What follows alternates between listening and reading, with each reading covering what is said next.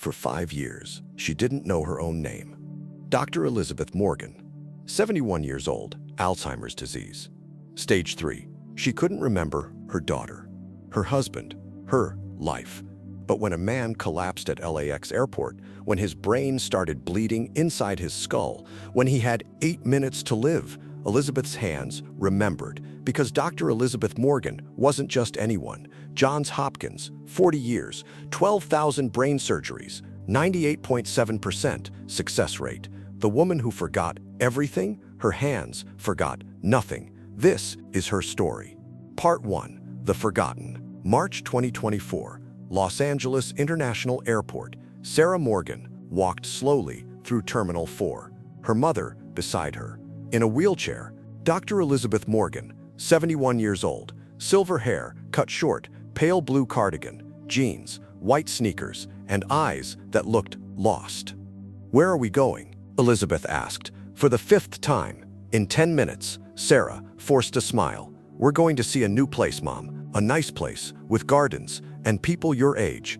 "Oh, that sounds nice. Are you coming? I'll visit every week." "Who are you?" Sarah's heart broke. Again, "I'm Sarah, your daughter." Elizabeth stared. "I have a daughter." "Yes, Mom, you have a daughter." They sat at Gate 47, waiting for the flight to San Francisco, to Meadowbrook Senior Living, a memory care facility, the place where Elizabeth would spend the rest of her life. Sarah looked at her mother, this woman who'd once been brilliant. 1985, flashback. Young Elizabeth, 32 years old, surgical scrubs, standing in an operating room, scalpel in hand, careful with the temporal lobe, 1 millimeter off, permanent speech loss. Her hands steady, precise, the tumor removed, patient saved, back to present. Now, Elizabeth couldn't remember how to tie her shoes. Sarah wiped tears. "I'm so sorry, Mom. I tried to keep you home. But you wandered out last week. The police found you 10 miles away. You didn't know where you lived." Elizabeth smiled blankly. "That's okay, dear. I'm sure I'll be fine." But Sarah knew Alzheimer's was winning, and soon her mother would forget how to speak, how to eat, how to breathe. 3:47 p.m. The announcement: Flight 12047 to San Francisco, delayed. New departure time, 5:15 p.m. Sarah sighed. Another 90 minutes. Elizabeth stood up. "I need to walk." "Mom, sit down, please. I need to walk." Sarah helped her up. They walked slowly through the terminal, past coffee shops, bookstores, gift shops. "You were a doctor." "A doctor? Me? Yes, a brain surgeon." Elizabeth laughed. "That's silly. I don't know anything about brains." Sarah didn't respond. Couldn't. Part 2, the collapse. 4:03 p.m. They were walking back to Gate 47 when, thud, 30 meters ahead, a man collapsed, face first, onto the terminal floor. People screamed, "Someone help, call 911. The man, maybe 45 years old, business suit, briefcase spilled open, and blood trickling from his nose. One EMT checked his pulse. Pulse is weak, 70 beats per minute, dropping. The other shined a light in his eyes. Pupils unequal, left dilated, right constricted. They looked at each other. Intracranial hemorrhage, brain bleed. Where's the ambulance? 25 minutes out, traffic on the 405. He won't last 25 minutes. Sarah stopped, 30 meters away, watching. Elizabeth also stopped, but she wasn't watching like everyone else. She was staring at the man, at the blood, at the EMTs, frantically working. And then something changed. Elizabeth's eyes focused, sharp, clear. For the first time in 5 years, one Alda. "Mom," Sarah whispered. Elizabeth started walking toward the man. "Mom, no, stay here." But Elizabeth didn't stop. She pushed through the crowd. Excuse me. The EMTs looked up. "Ma'am, please step back. Temporal lobe hemorrhage," Elizabeth said. Her voice clear, confident. "Subarachnoid, pressure building. Anisocoria indicates brain herniation. He has 8 minutes, maybe less." The EMTs stared. "Who are you?" Elizabeth knelt down beside the man, her hands on his head, feeling the skull. Depressed fracture, right parietal bone, epidural hematoma, blood pooling between skull and dura mater, increasing intracranial pressure. One EMT blinked. "How do you know that?" Elizabeth looked up. "Because I'm a neurosurgeon, and if we don't relieve this pressure, now he's dead in 6 minutes. Sarah arrived, grabbed her mother. Mom, stop, you're confused. You have Alzheimer's. You haven't been a doctor in 5 years. Elizabeth turned, looked at Sarah, and for just a second, recognized her. I know, Elizabeth said softly. I forget your name. I forget where I live. I forget who I am. She looked at her hands, but my hands don't forget. Part 3, 8 minutes. 8 minutes remaining. Elizabeth stood. I need scissors, a ballpoint pen, alcohol wipes, ice, and a first aid kit. Now, one EMT hesitated. Ma'am, we can't let you look at him. Elizabeth snapped, her voice commanding, the voice of a surgeon. His Glasgow coma scale is 6, breathing irregular, Cushing's triad developing. In 5 minutes, brain death, irreversible. Give me the tools or watch him die. The EMT looked at his partner, who nodded slowly. Get her what she needs. Scissors, pen, alcohol wipes, ice pack, first aid kit. Elizabeth laid them out like an operating room, organized, precise. Sarah knelt beside her. Mom, what are you doing? Emergency burr-hole procedure, cranial decompression. You don't have equipment. This is an airport. I've done this in field hospitals, war zones, earthquake rubble. I can do it here. 6:30 minutes. Elizabeth's hands moved. She used the scissors, cut away the man's hair, exposing the right side of his skull, wiped with alcohol, sterilizing the area as much as possible.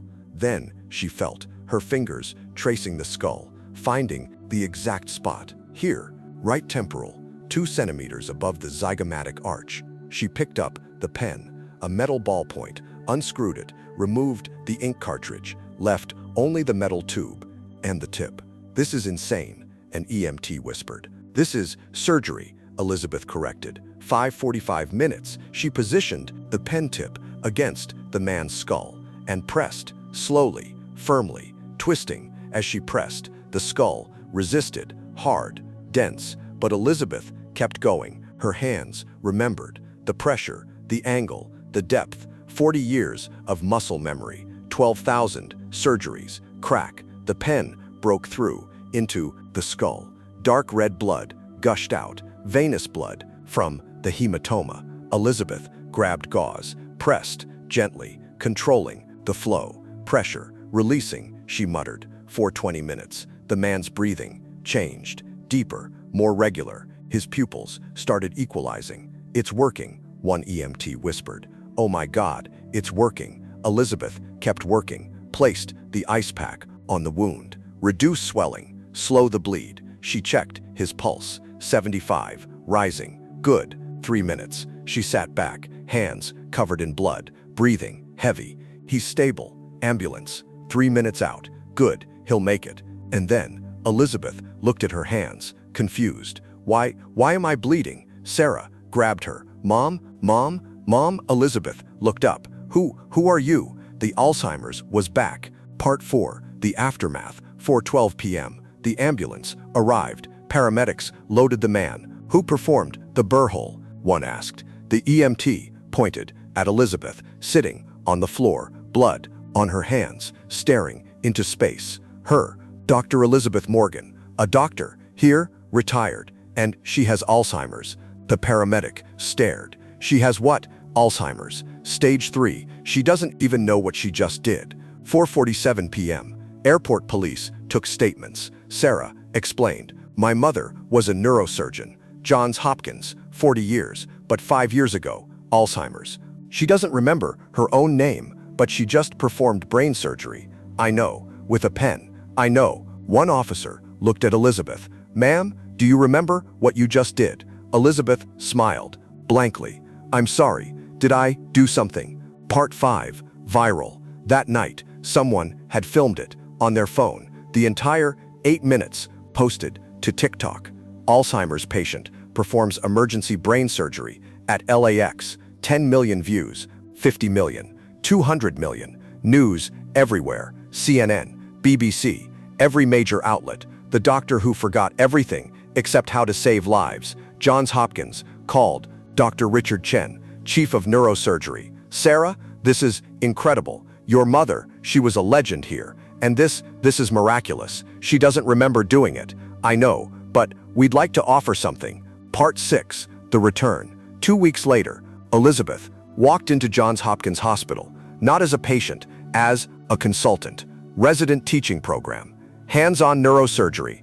She couldn't lecture, couldn't remember names, but when a resident struggled with a procedure, Elizabeth's hands would guide theirs. No, feel the dura, right there, gentle. On her bad days, she'd sit in the corner, confused, lost. But on her good days, 20 minutes, maybe 30, the fog would lift, and Dr. Elizabeth Morgan would be back. One resident, Dr. Marcus Liu, 28 years old, asked her, "Dr. Morgan, how do you do it, even with Alzheimer?" Elizabeth looked at her hands. "I don't remember my first surgery, or my last. I don't remember my patients' faces." She smiled, "But my hands remember every cut, every stitch, every life." In the teaching lab, watching a resident practice. "Dr. Morgan?" Elizabeth turned. "Yes, I'm Thomas. You saved my life at LAX a year ago." Elizabeth stared.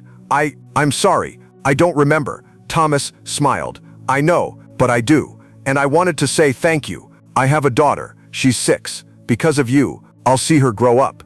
Elizabeth's eyes filled with tears.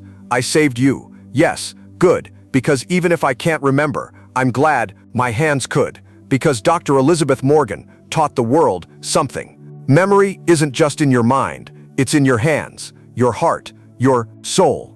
And even when Alzheimer's steals your past, your purpose remains. The doctor who forgot everything except how to save lives." This is the story of Dr. Elizabeth Morgan, the woman whose hands refused to forget